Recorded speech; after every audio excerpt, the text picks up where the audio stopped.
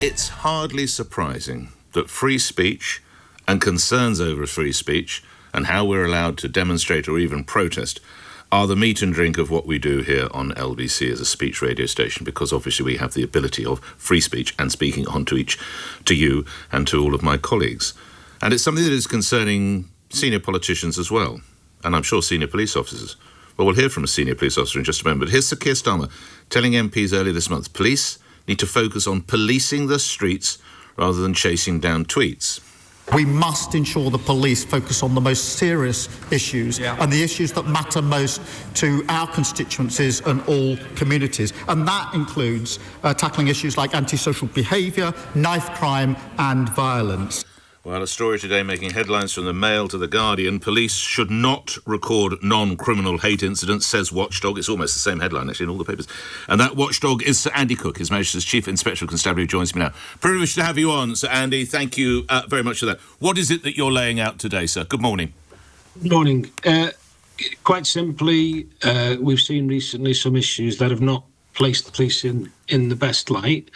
I don't blame individual police officers for that. We have a situation where the whole issue of recording non-crime hate incidents and the legislation that sits around policing social media and online issues needs a fundamental review. It is far too complex for the police. The public don't understand it. And we're in a situation now where individual issues, like we've seen recently, really do disguise some of the great work that policing does around the bravery of officers, the compassion of officers, and the professionalism of officers. Explain to my listeners, who obviously is not as close as you are to this, Sir Andy, currently what is an NCHI, a non-crime hate incident? Give us an example. Non-crime hate incident is something that is an incident that doesn't actually meet the threshold of a criminal offence, but is recorded in order to identify patterns of behaviour in a certain area to allow police to focus resources on those areas where it matters. They were brought in by Lord Macpherson many years ago for the right reasons, but unfortunately now it is far too complex in that recording. The public don't understand it, and police officers themselves don't necessarily understand it. In my last inspection on activism in policing, what we did see that there was too many recorded offences and recorded non-crime hate incidents that were just recorded wrongly. So the policing are struggling to understand it. The public certainly don't understand it. So the legislation, in my view, and the policy around it needs to change. I know you won't, and I won't attempt to get you to criticise different police authorities, forces or whatever, or senior officers. I know you do that. But we did get to the ludicrous situation where a journalist was visited by a certain police force for comments she'd put out. You'll remember that, Sir Andy. I do. And as I said, the public don't understand it. It is a difficult situation for policing. They have limited discretion in dealing with these issues, and that needs to change. OK. Can I take you? You talked about recent incidents, perhaps one of the most high profile of which is the comedy writer Graham Linehan, arrested for inciting violence under the Public Order Act over social media posts concerning transgender issues. Should that not... And again, you're not critical because the police can only deal with what they're doing, and this is for the lawmakers to actually change. But going forward, is that something that should not take place, Andy? The way that the arrest was conducted is a matter for the Metropolitan Police. I mean, and there are reasons behind it that is not a great optic for policing at all. People do want to see police officers on the streets. I mean, my annual report that comes out today is very clear that the police need to focus on the issues that the public see as the real problems, the street crimes, the lawlessness, the lack of visible police presence on the streets. And the police need to get the basics right around this. When these issues happen, it does detract from that. It does detract from the fact that policing does need to focus on some other critical issues. Right.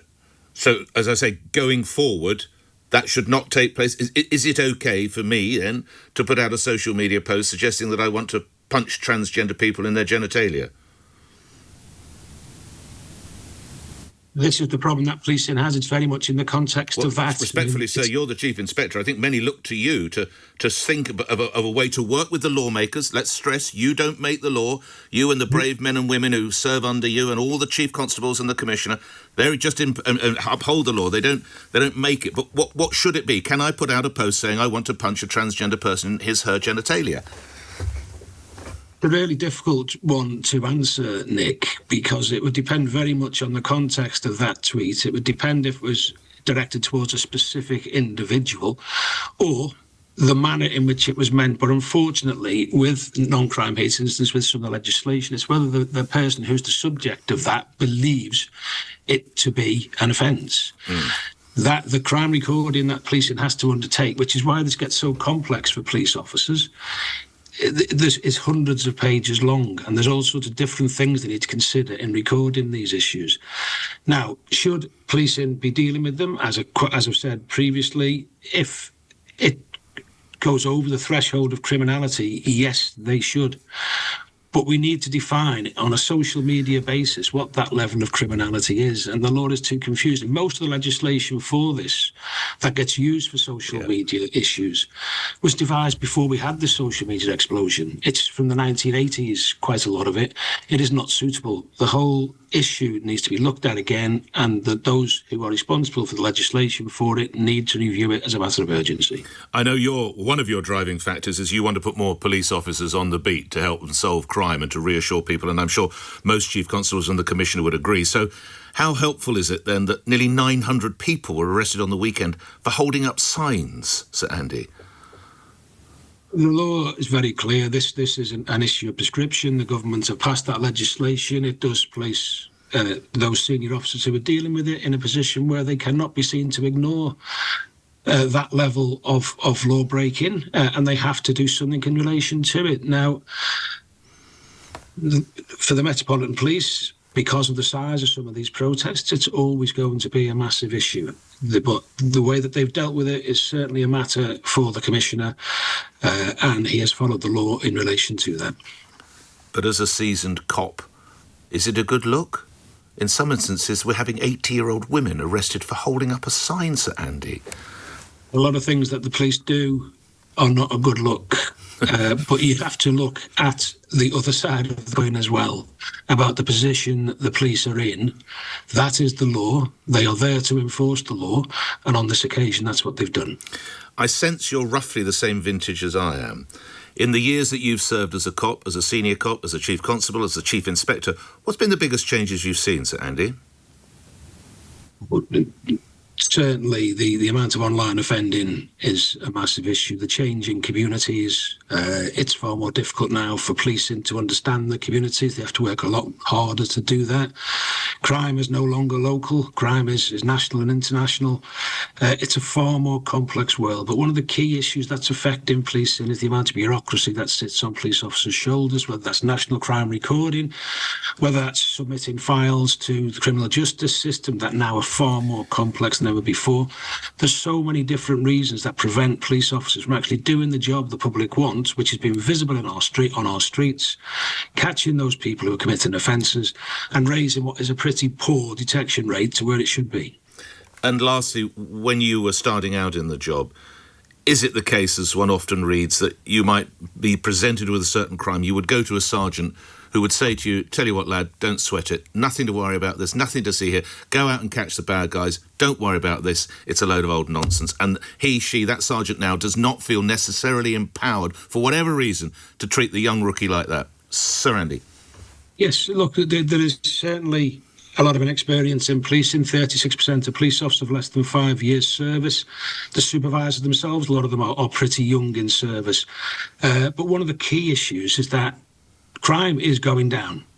Don't feel like it, Andy. Well, absolutely. The public don't feel that way. Crime's down, but the statistics don't matter when the public don't feel safe. And they see the lawlessness on the streets, they see the street crimes, they see the low detection rates. Despite crime going down, policing is now recording 32% more crime than it was 10 years ago.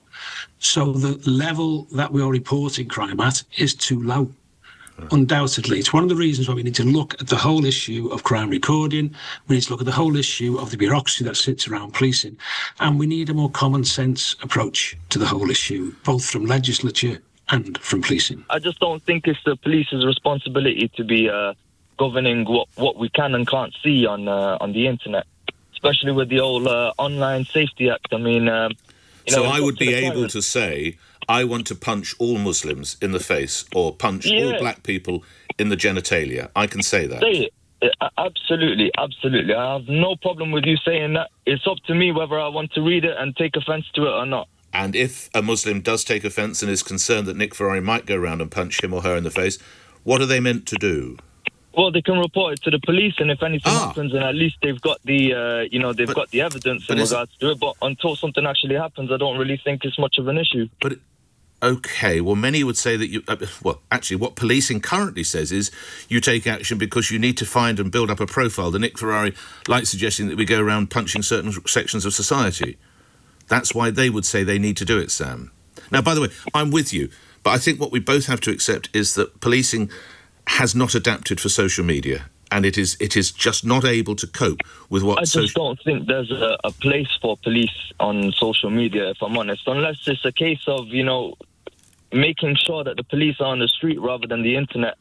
If there is ever a case where you said, you wanted to go and attack all Muslims or something like that, if there were police on the streets, they'd be able to see you attacking Muslims before you'd able to, Let me put it to you. Let me put it to you, right? If I was to suggest I want to punch everybody living in Manchester, I don't know that the police should get that. If I say I want to punch Sam, who lives in Manchester, then if Sam complains, then I think we might start to have grounds on which we should act. How's that?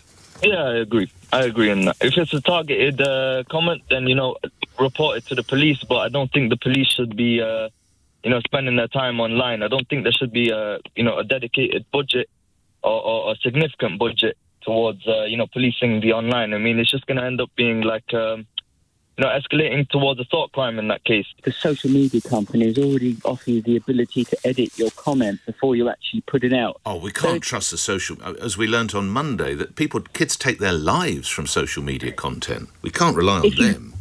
If you fall foul of that, you'll get kicked off the platform you decide to put on. Don't forget, Nick, this is the politicisation of an utter nonsense. You've got Angela Rayner and Keir Starmer dancing down the road wearing rainbows and expecting the rest of humanity to accept that what's going on is all normal.